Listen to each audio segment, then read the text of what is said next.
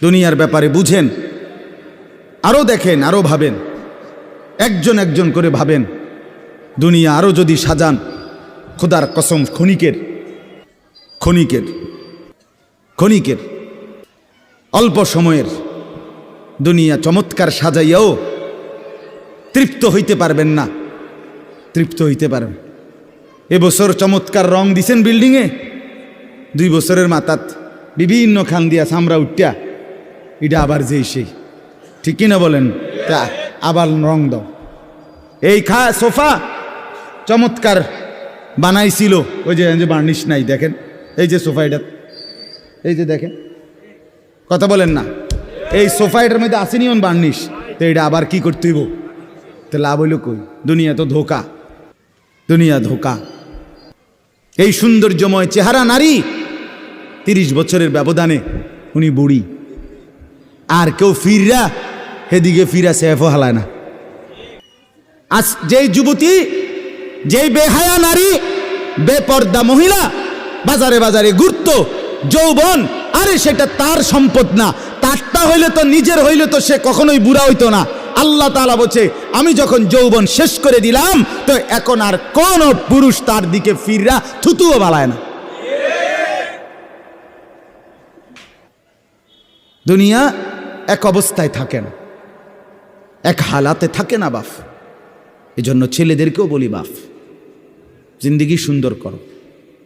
তোমার এই হাসি থাকবে না, তোমার এই সুস্থ সুন্দর সুঠাম দেহ থাকবে না।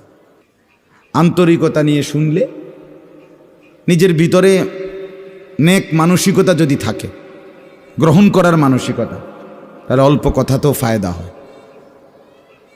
আর গ্রহণ করার মানসিকতা না থাকলেও 50 বছর শুনলেও গুনার অভ্যাস ছুটে না। দেখেন না, 70 বছরের বুড়া মানুষ চা দোকানে টেলিভিশন দেখে, তাহলে এত বড় বুড়ো মানুষ, মুরব্বী, উনি এখনো যদি বিড়ি খায়, সিগারেট খায়, এখনো যদি চা দোকানে টেলিভিশন দেখে, তো ওনার এই মন্দ অভ্যাস, বদ অভ্যাস কত বছর পরে ছুটবে? উনি আরো কয়শো বছর বাঁচলে গিয়া বুঝবে এটা গুনাহ। আর ওনার আর মেয়াদ আছে কি? এই জন্য বললাম, আপনি খবর নিলে দেখবেন 30 বছর মসজিদে আসা যাওয়া করে ঠিকই, কিন্তু যথাযথ আন্তরিকতা, দিলের মধ্যে আখেরাতের কোনো মানসিকতাই নাই, নিজেকে বদলানোর অনুভূতিই নাই, ফিকিরে নাই। সোজা কথা, পরকাল বলতে কিছু, এখন যা আছি তাই। এখন সুখে থাকলে সুখী দুনিয়া, এখন দুঃখে থাকলে দুঃখী। জিফুত যদি ঠিকমতো খানা খাদ্য খাওয়ায় খুশি, ঠিকমতো খানা খাদ্য নাই দুঃখী। মানে দুনিয়া পেলে খুশি, দুনিয়া না পেলে দুঃখী।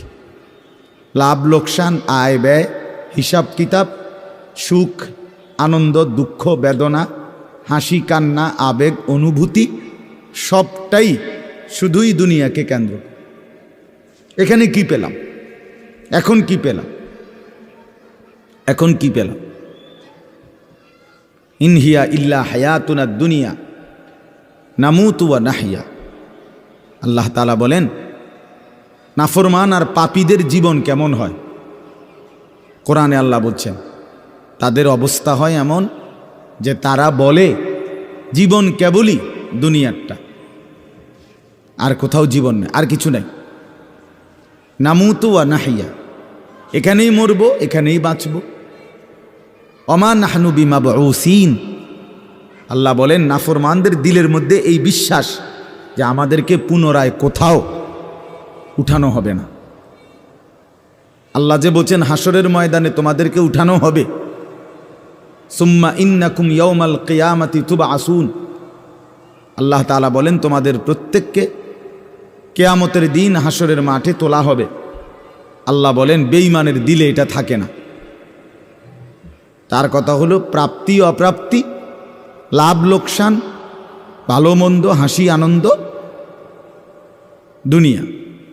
ছেলে বিদেশ থেকে টাকা পাঠাইতেছে, খুশি। ছেলে বিদেশ থেকে টাকা টুকা ঠিকমতো দেয় না বা কামাই রোজগারি কম, জিজ্ঞাসা করবেন কেমন আছেন, কি এর বালা, আমরা আর বালা কি এর, হ্যাঁ কি সমস্যা কি তা চাচা, এ ফোলাগারে কত ঋণ ফিন কইরা সুদে টাকা নিয়া কিস্তিতে টাকা লইয়া বিদেশ পাঠাইছি, তেয়ন টাকা পয়সা পাঠায় না, আর বালা কি এর। তাহলে উনি দুঃখী কেন, টাকা নাই, আবার টাকা পাঠাইতেছে, মাশাআল্লাহ পান খাওয়ার স্টাইলই আলাদা,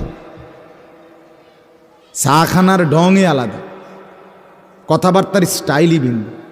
কেমন আছেন, আসি আল্লাহর রহমতে, আপনাকে দোয়ায় 10 জনের দোয়ায় আল্লাহ ভালোই রাখছে। কেমনে ভালো, এতে আল্লাহর রহমতে টাকা পাঠায়, আমরা তার মা আমি আমরা মিল্লা খাইয়া পইরা ভালো আছি। তাহলে ভালো থাকে দুনিয়া, ভালো থাকলে ভালো নাই দুনিয়া, ভালো না থাকলে তো আখেরাত, কবর, মৃত্যু পরবর্তী জিন্দিগি, সের জন্য কি ব্যাপার, তার জন্য কোনো আলোচনা লাগবে না, এর জন্য কোনো কথা নাই। তাইলে কারো মধ্যে এই আলোচনা নেই, স্বামী স্ত্রী পরস্পরের আলোচনা, এই ঘর সংসার বাজার, খাট ফার্নিচার পালং সোফা, হ্যাঁ আসবাবপত্র গহনা অলংকার, এই নিয়েই পেরেশান, এই নিয়ে